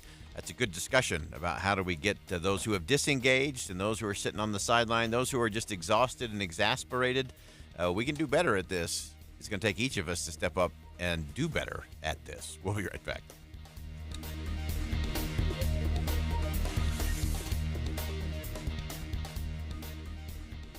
Without the ones like you, who work tirelessly to keep things running, everything would suddenly stop. Hospitals, factories, schools, and power plants, they all depend on you. No matter the weather, emergency, or time of day, you're the ones who get it done. At Grainger, we're here for you with professional-grade industrial supplies. Count on real-time product availability and fast delivery. Call, clickgrainger.com, or just stop by. Grainger, for the ones who get it done. I lock up my Old Spice Fiji aluminum-free dry spray to keep that 24/7 lasting freshness safe for myself. Fresh coconuts, palm trees in the wind. It's like catching waves in Fiji. Actually, I just talked myself into a refreshing spritz of Fiji. My Old Spice is missing! No! Join the KSL Greenhouse Show from 8 to 11 at Orbit Irrigation, 845 North, Overland Road, North Salt Lake, and learn about Gardena Garden hose systems. You know, Deb, you and I have had this conversation so many times. We think, oh, I wish I had a little more light here or maybe a ceiling fan there. That's why we love Master Electrical. So anytime we have an electrical problem, we know we can call them and they will give us their upfront pricing guarantee. Because we're not going to do it yourself. We're going to leave it to the professionals. And this upfront pricing guarantee is fantastic. I'm sure you've been bitten by bids in the past where they say, oh, that's going to take half a day. And then 2 weeks later, the bid and the invoice have nothing to do with each other. Not only will you get their upfront pricing guarantee, but you will never see an upcharge. Their pricing system simply won't allow it. Master Electrical proudly serves from Logan to Santaquin. They do everything that has to do with electrical, and they're always open, including for emergency services. The phone number to call is 801-543-2222. 801-543-2222, or check them out online at masterelectrical.com. Common Spirit Health. Hospitals, clinics, and caregivers all connected to advance healthcare in Colorado, Kansas, and Utah. Healthcare with human kindness is here. Hello, human kindness. With the 3 things you need to know this hour, I'm Dan Bomas. First, members of Chad Daybell's family were on the witness stand today at his murder trial in Boise. Second, the state of Utah joining more than 24 other states in a lawsuit challenging background checks at gun shows. And third, the Houston area has picked up 6 inches of rain. The San Jacinto River could rise by as much as 30 feet. 61 degrees, mostly cloudy in Salt Lake City. And back to Inside Sources on KSL News Radio. Well, we are really thrilled and honored today to have joining us in the studio Khosrow Semnani, an extraordinary entrepreneur, an extraordinary philanthropist, someone who goes about doing good, making a difference every day in our community, and have been doing it for so long. Khoz, welcome to the show. Thank you very much, Boyd. You're being too kind. I don't deserve it all. I just call balls and strikes. It is. That's the truth. We focus on the truth here on this show. Thank you. And you have been such an important part of our community for so many years. Your businesses have been successful, but more important, you're always looking for a way to make a difference. And we had the chance to spend a day together at the summit, the Kindness Summit, just a few weeks ago at the University of Utah. And you and the Semnani Family Foundation are the driving force behind that. And give us a little bit of the backstory. How did that all come about? Backstory, that's a good way of putting it. Well, I just quickly tell you I'm an immigrant that I came here years ago. I got dropped off over at the Greyhound bus depot, not too far from the station. That was over 50 years ago. Wow. I didn't know how lucky I was that I was in Utah, and that's where I stayed. And it's been home and for myself, my family, my wife, of course, and it's been a great place to work. And what is so really important and that really distinguishes Utah, at least my experience, is the people here are exceptionally kind and welcoming to people from other places, exceptionally, very welcoming. They give me opportunities to do things, and of course, philanthropy was cornerstone of many things that I've done, and I've been blessed that I'm able to be part of the solution. Yeah. And that is important, and I've taken advantage of that. I'm hoping that we can continue to do more. When we started this One Kind Act today, it's our last, I shouldn't say the last, but latest project. Yeah. I hope you have other ones. Many to come. And part of that One Kind Act was this summit up at the University of Utah. And it was such an amazing collection of people and stories and so many extraordinary things of people just doing good because they can and because they're willing to just make that effort to make a difference.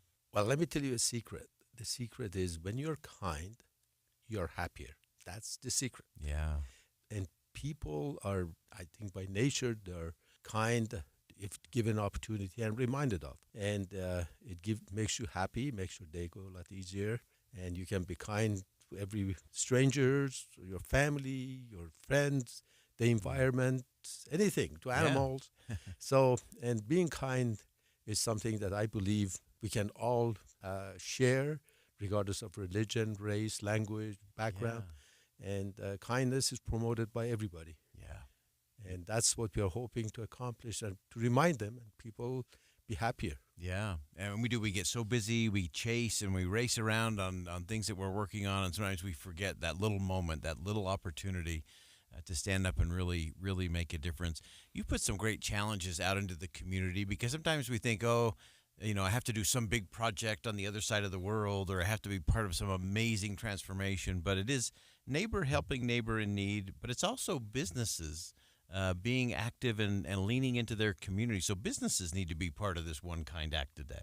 I couldn't agree with you more, Boyd. Every business that I've known that they have been respectful and kind to their customers, to their associates, to their own employees, they've done very well. And I can tell you that for a fact. The professor at the University of Utah, which I'm in liberty of sharing his name, Dr. Noah Gardner, he actually spoke in one of our events, and he said that there's scientific information that people who actually are kind, they're happier. When they're happier, they're more productive. And when they're more productive, they're more courteous, and their businesses do very well. I'm happy to tell you, Zions Bank has already joined us. University of Utah is not a business, but it's an institution, major institution, joined us. Many other businesses that they've come across that they've been already working with us in Highland High School, Highland Elementary School, a number of schools that have already joined us. So they're very happy. Yeah, I love that as these organizations and schools, youth organizations are all signing up and they can go to thepowerofkind.org. They can take that pledge. They can become a place of kindness. Some of the stories that we heard up at the summit were just extraordinary to me. Some of these young kids making goals of 10,000 acts of kindness, and I think they ended up doing 30 or 40,000 as only kids could. But it does have that multiplier effect. And as you were talking about those businesses, someone who's done an act of kindness is going to feel better, will be more productive. So it's actually good business to be kind. Yes, the businesses that they are kind, their people are happier. They can communicate. They can do things better. It's just a different atmosphere of working with customers, and that really makes a huge difference. Yeah, no question about that. I agree. Yeah, one of my favorite parts of the day that I just keep thinking about, and I think it was a special moment for you as well. We live in an age that is so divisive on so many different things. But we had religious leaders from across the faith spectrum on stage for almost an hour, and you could have heard a pin drop up there at the University of Utah. What was it that made that so important and so special for you? We all come from different backgrounds, actually. And when I was thinking about what it is that we all have in common, regardless of our religion, race, language, everything else, all religions, they promote kindness. All parents promote kindness to their children. So I said, this is the common denominator, which is we all have. Yeah. I just have to remind them. So our whole campaign revolves around that. And in the word of President Randall of University of Utah, he said we should have Kindness Summit not only once a year, we should have it once every month. I couldn't agree with you more. It's just a matter of logistics, putting it together. Yeah. But honestly, I mean, the kindness that we all have in common, we can share that. We had Archbishop of Catholic Church, Bishop of Salt Lake City, Bishop Solis. We had Rabbi Spector. We had from Muslim Imam Yasser. We had Bishop Spiegel. Yes. And, we had all these wonderful people. They all came, sat there and arms in arms and just supporting the whole idea of kindness. And that's like I said, regardless of your religion or race or language, kindness is an international language. We all share that. It really is. And I was having a hard time being the moderator because I was taking so many notes from everything that that group was saying. It was just such a powerful and important moment to see that play out. And I think you're right. I think we talked a little bit up there about, we often say Utah is the crossroads of the West, and we've extended that it's really the crossroads of the world. And you're out to make it the crossroads of kindness around the world. Why not? I mean, everything is possible. First in dream and next in reality. We should just do it. Yeah. And I think it was very well received. And that's what I'm saying. In Utah, we have that ability to experience and do what the American dream is all about. Yeah. But not only in business and in commercial world, but in being individual and trying to do something that is the right thing for everybody, not only at this time, but for ages to come. And that's what I'm hoping, that we all participate, and we have number of people have, and I'm really very encouraged by the support that we're getting. And thank you to you as a moderator. You did a magic job over there. It was such a gift to be. It was I kept saying it's the best thing that happened to me all week, and it was such a great way to spend it. I know this has a real personal connection for you, both in terms of your own history and coming here to the state, and those who did show you acts of kindness early on. I know this also has a connection to your mother and of course to the Family Foundation. Give us a little sense of that connection and why this is so important to you. As I said, we have all different backgrounds. I'm from Iran, and in Iran, there are many philosophers that they promoted kindness. And there's a gold saying with kindness. They say, we all walk into a same room, only from different doors. That room is kindness. Yeah. We just come from different doors. Yeah. Oh, I love that. and when you plant a seed of kindness, you don't know how many good things that tree of kindness is going to bear. And, people, I really want to take the opportunity and thank Dr. Daniel Miles, who was my physics professor, who helped me to get a job. And also Dr. Henry Eyring, the father, who passed away many years ago. He helped me. I worked for him, and he helped me promote and get a better jobs and so on. And they were all so kind to me, and they grabbed my arms and pulled me up. Yeah. And I owe it to them. I really do owe it to them. And I'm just blessed that I can do this now for our community and bring back something that I learned when I was a child in Iran, and my teaching back then from my grandmother and my family, but also what I've learned here, I experienced here. It's time to give back, essentially. Yeah. Fantastic. It is an extraordinary effort. It is not just a moment, not just an event. It is a movement that I think will continue to grow here, not just in the state of Utah, but across the country and around the world. Khosrow Simnani, extraordinary. Great to have you in today. Yes. Khosrow, thank you so much for joining us. Thank you very much for having me, Boyd. This is an important conversation with Khosrow Simnani. He's one of those people that you've heard me describe before on this show. He's in the fingerprint business. He's not out there grabbing spotlights. He's not dominating stages. He's not trying to say, look at me. He's just out there making a difference, not just through simple acts of kindness, although I think that's where